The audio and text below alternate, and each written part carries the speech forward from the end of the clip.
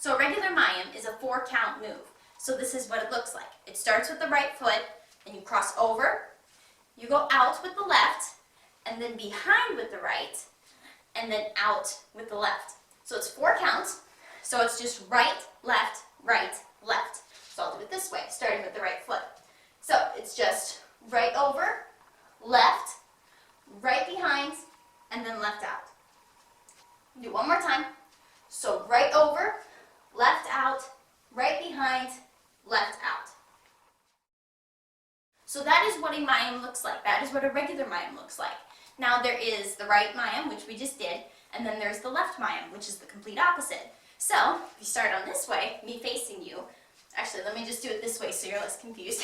So a right Mayim is moving that way using your right foot, and left Mayim is going the exact opposite. So it's still 4 counts, and it starts with the left foot crossing over. So this is what the left Mayim looks like. So it's left over, right out, left behind, and then right out. We'll do it one more time.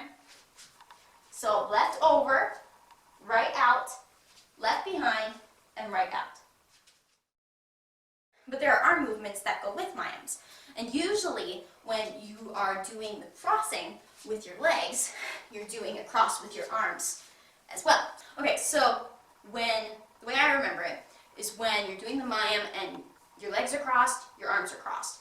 And then when they are stepped out, then your arms usually come up. Unless the choreographer has done something different, this is usually how Mayims are done. Okay, this has been the dance tutorial for the Mayim dance move. If you have any questions or comments, please feel free to comment in the comments section below. So, until next time, go forth and dance.